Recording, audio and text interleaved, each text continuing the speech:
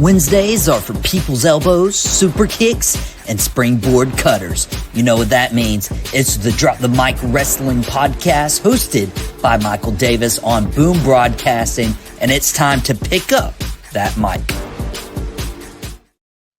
Backlash is this Saturday in the hometown of the Apex Predator, the Legend Killer, the Viper Randy Orton, and he's going one-on-one for the last time ever against the 17-time world champion John Cena. Now, we're going to be covering Backlash a lot like we did for WrestleMania with videos throughout the week, and of course, we had to drop a Drop the Mic Wrestling podcast on a Wednesday afternoon because John Cena and Randy Orton is one of the biggest rivalries of all time, especially of my generation.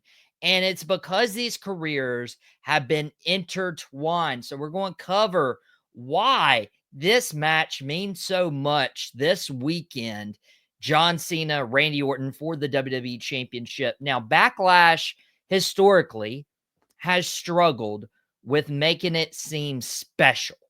And the great thing about Triple H is he's been able to take the last couple of years and have people look forward to it. Used to be Backlash was an afterthought. It was the pay-per-view after WrestleMania. You're not going to have any big moments. You're not going to have any big title changes.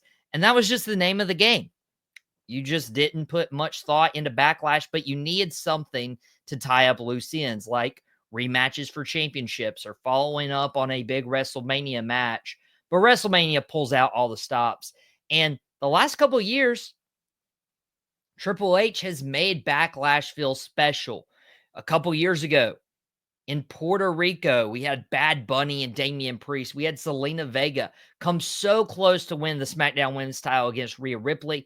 We had Io Sky's breakout match against Bianca Belair. And 2 years later, Io's beaten Bianca and Rhea at WrestleMania. And then, of course, you ended with the Bloodline in a six-man tag team match at the height of what they were doing. And then the main event was Cody Rhodes beating Brock Lesnar as he tried to climb back up the ranks. And then the following year in France, you were like, there's no way this is going to live up to the last years. Well, you had the Bloodline with Solo and Tama beating Kevin Owens and Randy Orton in the street fight. You had a really good triple threat with Bayley, Naomi, and Tiffany Stratton after Naomi had just returned to WWE. And then you finish it up with Cody Rhodes and AJ Styles. And what was great about those Backlash events is they had the international crowd. The crowd made it in Puerto Rico. The crowd made it in France. But now you're going to, let's say, a U.S. crowd. Now, we were spoiled this past Monday on Raw, and I talked about this on the Nightcap with Mouthing Off with Mike. We were spoiled when it came to a Monday Night Raw crowd in the United States with Omaha, Nebraska.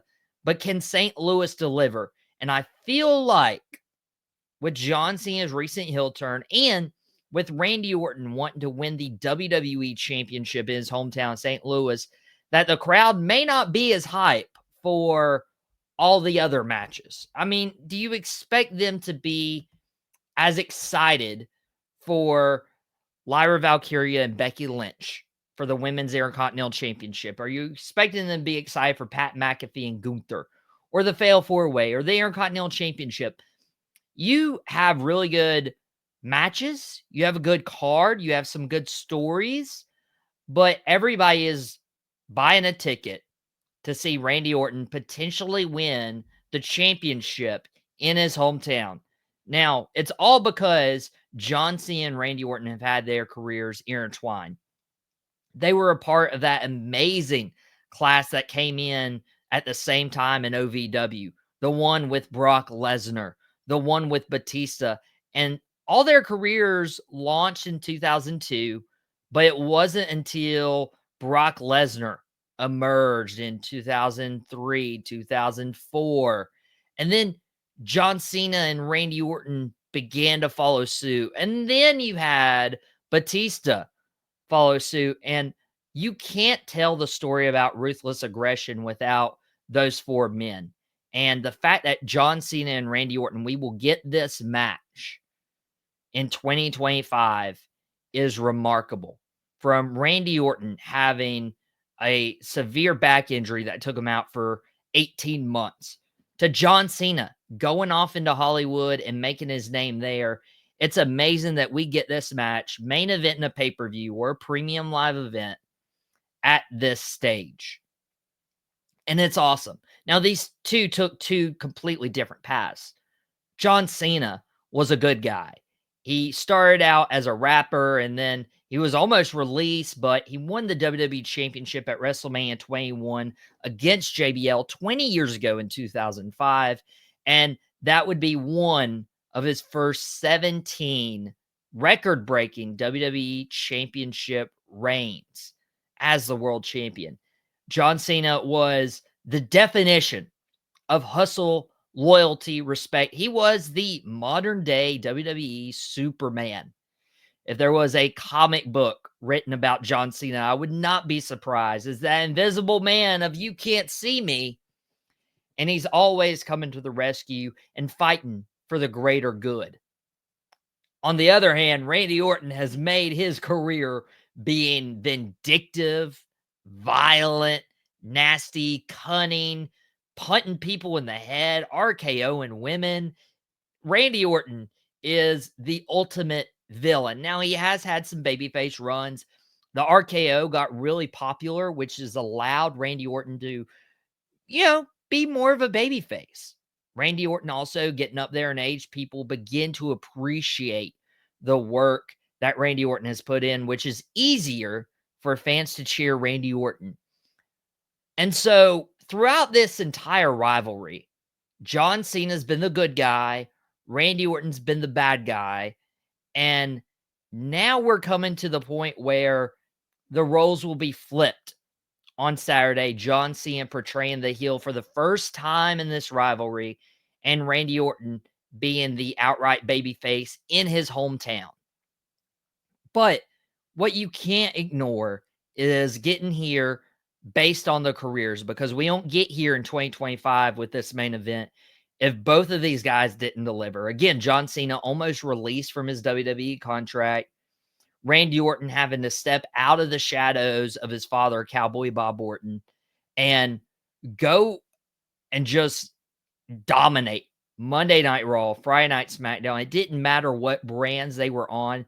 They were always at the top of the card starting in 2004, 2005. And John Cena, babyface run, he was the face of the company, but Randy Orton was the one who helped John Cena get to that level and stay at that level. I mean, they weren't only the faces of the PG era, they were the face of the ruthless aggression era, the reality era, and every era since they really came on the scene in 2002. And people ask, who had the better career, Randy Orton or John Cena? And you can make the argument for both. John Cena just won a record-breaking 17th World Championship. That's impressive. To do that in a 20-year span and to have some longer title reigns along with it, the amount of people he's elevated, not only in the world title scene like CM Punk back at Money in the Bank in 2011, but also in the mid-card scene. John Cena's United States Open Challenge. But then you have Randy Orton, who has been so dynamic as a heel or a babyface, and he can just go on the fly, got a weird move over, just like John Cena got a weird catchphrase over. And Randy Orton, he's been around. Of those four I mentioned, John Cena, Batista, Brock Lesnar, Randy Orton is the only one who hasn't ran off to Hollywood. Randy Orton's the only one who's been a full-time wrestler consistently. And to have that longevity, I feel like he is the face of that OVW class. Even though you may say John Cena had the better career, he was the face of the company for many years. Everybody wanted to know who was the next John Cena. Nobody's really wondering who's the next Randy Orton. But I do say we are going to look back at Randy Orton when he is gone, and we're going to miss him. We're going to appreciate him even more. And we'll probably be looking for, quote unquote, the next Randy Orton. Randy Orton was a blue chip prospect. He had all the tools. He has an amazing drop kick. But John Cena, with the hustle, loyalty, and respect, and fighting and clawing for his ability to stay employed, you could go either way. And if you told me that Randy Orton had the better career, I wouldn't be upset. If you told me John Cena had the better career, I wouldn't be upset. But when it comes to money in this business, I think John Cena has been the most marketable, the most profitable, and has helped elevate more careers than Randy Orton, even though Randy has done his fair share in the business. So I would give the slight edge to John Cena. But the future is still yet to be written. Who knows if Randy Orton will win the WWE Championship this weekend in his hometown? We'll get to that here in just a minute.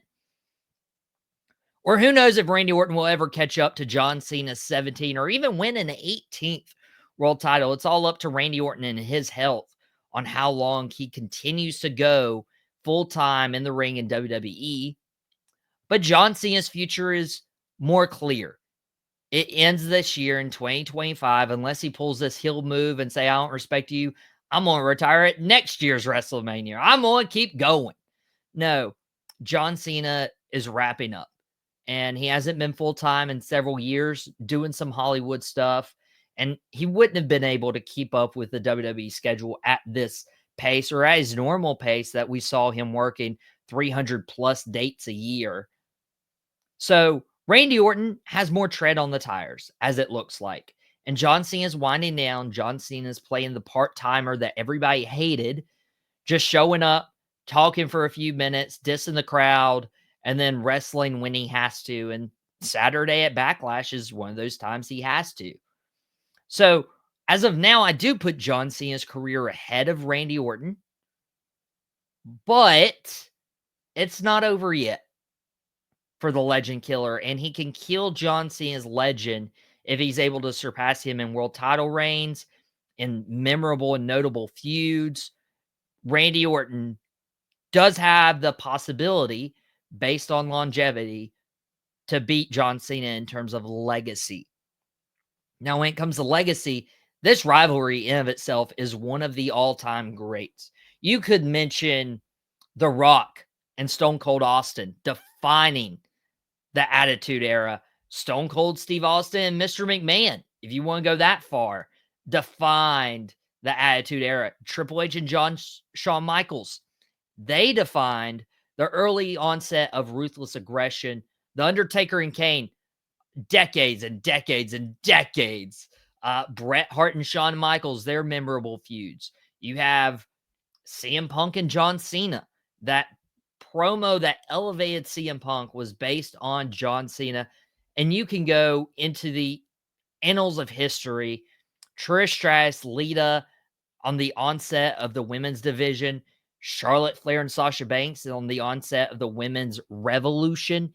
You could point to a lot of rivalries, and if I had to list them off the top of my head, I would forget 10 to 15. But John Cena and Randy Orton are definitely up there when it comes to rivalries. And unfortunately, I wouldn't put this at number one. And it might not even be entirely their fault. I would much rather say that The Rock and Stone Cold Steve Austin would be ahead of Randy Orton and John Cena. I would also go ahead and say that Bret Hart and Shawn Michaels with the Montreal Screwjob and one other qualifier would be ahead of John Cena and Randy Orton. And I may even go as far as to say that Cody Rhodes and Roman Reigns, especially if they continue that somewhere down the line, could be a better rivalry than John Cena and Randy Orton. And it's because of this one common denominator. John Cena and Randy Orton never one-on-one main evented WrestleMania. For one reason or another, they were on different brands. They were in different programs. One was hurt. One was taking time away from wrestling. For whatever reason, We missed out on Sting versus Undertaker at WrestleMania. We missed out on prime John Cena against prime Undertaker at WrestleMania. And we missed out on Randy Orton and John Cena at WrestleMania. I would have much preferred John Cena versus Randy Orton in this year's WrestleMania rather than Randy Orton against would have been Kevin Owens and then turn out to be TNA champion Joe Hendry. Okay, just making sure he didn't appear. And John Cena over Cody Rhodes. I would have preferred Cena and Orton having that moment at WrestleMania with each other because that would have elevated this rivalry. They did compete in a triple threat match with each other against Triple H, but we've never seen them one-on-one at WrestleMania. They've had some really great ones. Breaking Point 2009, the I Quit match, and Hell in a Cell. You can start going down the list of the memorable matches, memorable moments, memorable promo battles, and you would put this up there, and it's definitely top 5. It is definitely a top 5 rivalry in terms of WWE feuds. But I just can't put it number 1. I just can't.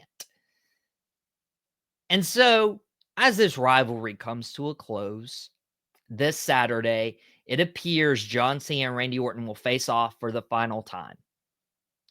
I will say, if you were going to do this night at WrestleMania, Backlash is the appropriate time. St. Louis, nobody expects John Cena to lose the WWE Championship, even if it is in Randy Orton's hometown. But John Cena against Randy Orton will put butts in seats for Backlash. You know that's going to be a sold-out arena for the sole purpose of this may be the final time that you see Randy Orton in St. Louis in a main event on a premium live event. You know it's going to be the last time you see John Cena. But the added element of Randy Orton potentially having his final premium live event, main event, for the WWE Championship, and definitely his last time against John Cena, it makes this a little bit more special. It makes it a little bit more special. And so the best way to close this rivalry is you have to play to what these two are giving you.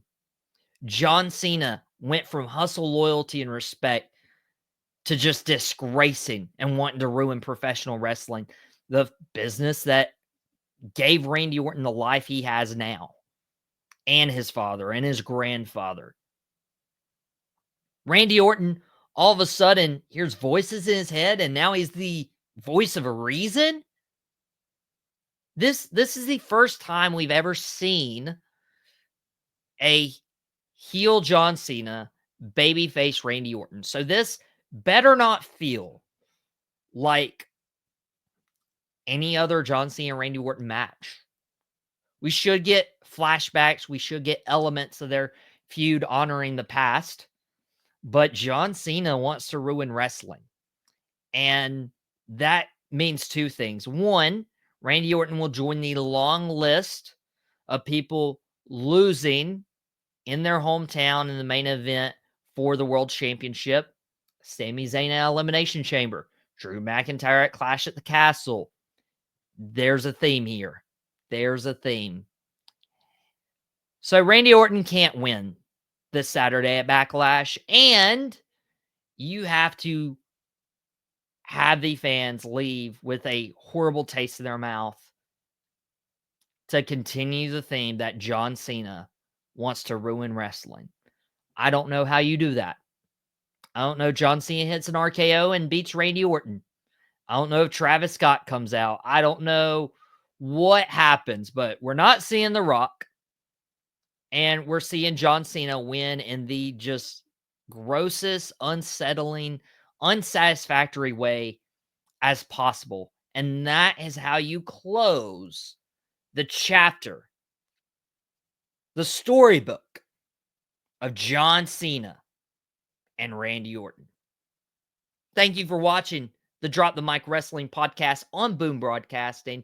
We encourage you guys to subscribe. And if you're already subscribed, share this video with someone that you think would enjoy this content. And we have a lot more content as well. 3 from Deep. 3 times a week, Jason Colenso dropped the NBA podcast this afternoon in the thick of the NBA playoffs. We had Al Pocket a couple nights ago, and we are rallying ahead of Backlash this weekend. We hope you guys enjoy it, and come back next time. And wherever you do, don't drop the mic.